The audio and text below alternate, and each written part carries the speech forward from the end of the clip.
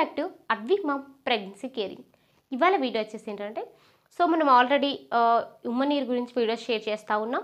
So ఇంతకుముందు ఉమ్మ నీరు తగ్గితే ఎలాంటి జాగ్రత్తలు తీసుకోవాలి, ఎందుకు తగ్గుతుంది, సో బేబీకి ఎలాంటి ప్రమాదాలు వస్తాయి, ఇవంతా కూడా మనము ఇంతకుముందు వీడియోస్లలో తెలుసుకున్నాం. ఇక నుంచి ఏంటంటే ఉమ్మ నీరు పెరిగితే ఎలాంటి జాగ్రత్తలు తీసుకోవాలి, అసలు ఎందుకు పెరుగుతుంది, ఇక నుంచి ఆ వీడియోస్ చేద్దాం. సో ప్రజెంట్ ఈ వీడియోలో ఏంటంటే అసలు ఉమ్మ నీరు పెరగడానికి కారణాలు ఏమిటి అనేది మనము ఈ వీడియోలో క్లియర్గా తెలుసుకుందాం. సో వీడియోలోకి వెళ్ళిపోయే ముందుగా మన ఛానల్ అయితే సబ్స్క్రైబ్ అయితే చేసుకోండి, పక్కనే ఉన్న బెల్ ఐకాన్ అయితే క్లిక్ చేయండి. నేను పెట్టే ప్రతి వీడియో కూడా మీకు ముందుగా నోటిఫికేషన్ రూపంలో రావడం అయితే జరుగుతుంది. ఏదైనా సందేహాలు ఉంటే కింద కామెంట్ చేయండి, తప్పకుండా నేను మీకు రిప్లై ఇస్తాను. ఇక వీడియోలోకి నేను ఇంతకుముందు ప్రీవియస్ వీడియోస్లలో ఉమ్మ నీరు అసలు తగ్గడానికి కారణాలు ఏంటని నేను వీడియోస్ షేర్ చేస్తాను కూడా. సో ఉమ్మ నీటికి సంబంధించిన ప్రతి వీడియో లింక్ని కూడా కింద డిస్క్రిప్షన్లో ఇస్తాను, చూడండి. ఈ వీడియోలో ఉమ్మ నీరు అసలు పెరగడానికి కారణాలు ఏమిటి అనేది ఫస్ట్ మనం తెలుసుకుందాం. నార్మల్గా మనకి ఉమ్మ నీరు లెవెల్స్ అనేది 8 నుంచి 18 సెంటీమీటర్స్ ఉండాలి. సో 18 సెంటీమీటర్స్ నుంచి 20 సెంటీమీటర్స్ మధ్యలో కనుక మనకు ఉమ్మ నీరు అని ఉంది అని మనకి స్కానింగ్ రిపోర్ట్లో తెలిస్తే మనకి ఉమ్మ నీరు లెవెల్స్ అనేవి కొంచెం పెరిగాయి అని అర్థం అన్నమాట. సో ఖచ్చితంగా జాగ్రత్తలు తీసుకోవాలి, అది నేను నెక్స్ట్ చెప్తాను. సో 24 సెంటీమీటర్స్ కంటే ఇంకా ఎక్కువగా పెరిగితే దాన్ని పాలీహైడ్రామ్నియస్ అంటారన్నమాట. సో పాలీహైడ్రామ్నియస్ ప్రాబ్లం ఉంది అని అంటే డెఫినెట్లీ అది కొంచెం రిస్క్, చాలా ఎక్కువగా పాలీహైడ్రామ్నియస్ అంటే చాలా ఎక్కువగా ఉమ్మ నీరు ఉంది అని అర్థం అన్నమాట. సో అసలు ఈ ఉమ్మ నీరు పెరగడానికి తల్లి నుంచి బిడ్డ నుంచి ఎలాంటి ఇబ్బంది అంటే ఎలాంటి ప్రాబ్లమ్స్ ఉంటే ఉమ్మ నీరు పెరుగుతుంది అనేది మనం ఫస్ట్ తెలుసుకుందాం. ఫస్ట్ మదర్ వైపు నుంచి కనుక చూసుకుంటే డయాబెటీస్ ప్రాబ్లం ఉంటే అంటే కొందరిలో ఏంటంటే ప్రెగ్నెన్సీకి ముందు నుంచి కూడా డయాబెటీస్ ఉంటుంది. సో అట్లా ఉన్నప్పుడు ప్రెగ్నెన్సీ టైంలో ఉమ్మ నీరు పెరగచ్చు. కొందరిలో ప్రెగ్నెన్సీ కన్ఫర్మ్ అయినప్పుడు కూడా టిఫా స్కాన్ చేసినప్పుడు మనకి టెస్టులు చేసుకున్నప్పుడు అప్పుడు తెలుస్తుంది సో మధుమేహం ఉంది అనేసి.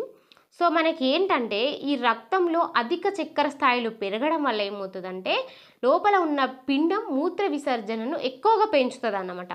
సో నార్మల్గా నేను బిడ్డ ఆమ్నెటిక్ ఫ్లూయిడ్ని ఎలా తయారు చేస్తాను అనేది ఒక వీడియో షేర్ చేశాను. మీరు ఆ వీడియో చూస్తే కనుక మీకు క్లియర్గా తెలుస్తుంది. ఏంటంటే మనకి నార్మల్గా 12 వారాల వరకు కూడా తల్లి నుండి ఉమ్మ నీరు అందితే అక్కడి నుంచి అంటే 16వ వారం నుంచి కూడా బేబీయే ఒక 50% ఉమ్మ నీరుని తనకి తానుగా అంటే మూత్రం ద్వారా విసర్జించడం, మళ్ళీ తీసుకోవడం, ఉమ్మ నీటిని తయారు చేసుకుంటుంది. ఒక 50% మదర్ నుంచి వస్తుందని నేను ఆ వీడియోలో షేర్ చేశాను. సో ఇక్కడ మదర్కి కనుక ఈ యొక్క షుగర్ కంటెంట్ ఎక్కువగా ఉంటే అప్పుడు ఏమవుతుందంటే సో ఖచ్చితంగా అప్పుడు బేబీ మూత్ర విసర్జన అనేది ఎక్కువ చేసి ఉమ్మ నీరు లెవెల్స్ అనేవి పెరుగుతాయి అన్నమాట. సో ఇదొకటి. నెక్స్ట్ మదర్కి రక్తపోటు ఉన్నా కూడా ఉమ్మ నీరు ఉత్పత్తి పెరగడానికి దారితీస్తుంది. అలాగే ప్రెగ్నెన్సీలో ట్విన్స్ ఉన్నా కూడా ట్విన్స్ త్రిబుల్స్ అట్లా ఉన్నప్పుడు కూడా ఉమ్మ నీరు పెరిగే ఛాన్సెస్ ఉంటుంది. ఎందుకంటే ఉమ్మ నీరు బిడ్డ ఎక్కువగా రిలీజ్ చేస్తారు కదా, 2 బిడ్డలు ఉంటే ఎక్కువగా రిలీజ్ చేస్తారు కాబట్టి సో అట్లా కూడా ఉమ్మ నీరు పెరిగే ఛాన్సెస్ ఉంటుంది అన్నమాట. సో అలాగే మదర్కి ఏమైనా వెజినల్ ఇన్ఫెక్షన్స్ ఉన్నప్పుడు కూడా ఉమ్మ నీరు పెరిగే ఛాన్సెస్ ఉంటుంది అన్నమాట. అలాగే సో మనకి RH కారకం అనేది ఒకటి ఉంటుంది. సో అది ఏంటంటే తల్లిలో RH నెగిటివ్గా ఉండడం మరియు బిడ్డలో RH పాజిటివ్గా అయితే సో పిండం RH వ్యాధిని అభివృద్ధి చేయవచ్చు. సో దీనివల్ల పాలీహైడ్రామ్నియస్ దారితీస్తుంది అన్నమాట. సో ఇవి డిఫరెంట్గా ఉన్నప్పుడు కూడా సో బేబీ RH విలువలను ఎక్కువగా రిలీజ్ చేయడం వల్ల ఉమ్మ నీరు పెరిగే ఛాన్సెస్ ఉంటుంది అన్నమాట.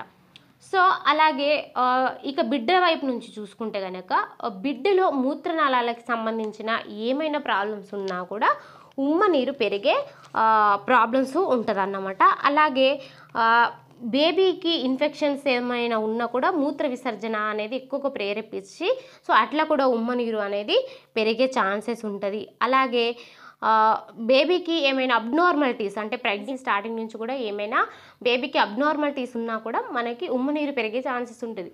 సో మనకి ఇది ఎప్పుడు తెలుస్తుంది, నార్మల్గా టిఫా స్కాన్ చేసుకున్నప్పుడు బేబీ యొక్క అబ్నార్మాలిటీస్ అనేవి మనకి టిఫా స్కాన్లో తెలుస్తాయి. సో ఇట్లాంటి ఏమైనా ప్రాబ్లమ్స్ ఉన్నా కూడా అప్పుడు కూడా ఉమ్మ నీరు పెరిగే ఛాన్సెస్ ఉంటుంది అన్నమాట. బేబీకి శ్వాసకి సంబంధించిన ఏమైనా ప్రాబ్లమ్స్ ఉన్నప్పుడు కూడా ఉమ్మ నీరు పెరిగే ఛాన్సెస్ ఉంటుంది అన్నమాట. అలాగే సో తల్లి వైపు నుంచి బిడ్డ వైపు నుంచి ఇలాంటి ప్రాబ్లమ్స్ ఉన్నప్పుడు ఉమ్మ నీరు పెరిగే ఛాన్సెస్ ఉంటుంది. సో మనకి ఏదైనా కూడా టిఫా స్కాన్ చేసినప్పుడు మనకు ఆ టిఫా స్కాన్లోనే తెలుస్తుంది అనమాట. సో మనకి ఉమ్మనీరు లెవెల్స్ ఎలా ఉన్నాయి, బేబీలో ఏమైనా అబ్నార్మాలిటీస్ ఉన్నాయా, లేకపోతే తల్లిలో డయాబెటీస్ ఉందా, ఇదంతా కూడా మనకు అప్పుడే తెలుస్తుంది. సో దాన్ని బట్టి మనకి ఇన్సులిన్ ఇవ్వాలా, లేకపోతే ఎలాంటి ఏం చేయాలి అనేది మనకి డాక్టర్స్ చెప్తూ ఉంటారు. సో దాన్ని బట్టి మనకున్న లెంత్ని బట్టి ఖచ్చితంగా మనకి ట్రీట్మెంట్ అనేది చేయడం జరుగుతుంది అన్నమాట. సో ఫ్రెండ్స్, ఈ ఉమ్మనీటికి సంబంధించిన ఇంకా ఏమైనా మీకు సందేహాలు ఉంటే కింద కామెంట్ చేయండి, తప్పకుండా నేను మీకు రిప్లై ఇస్తాను. Thank you so much.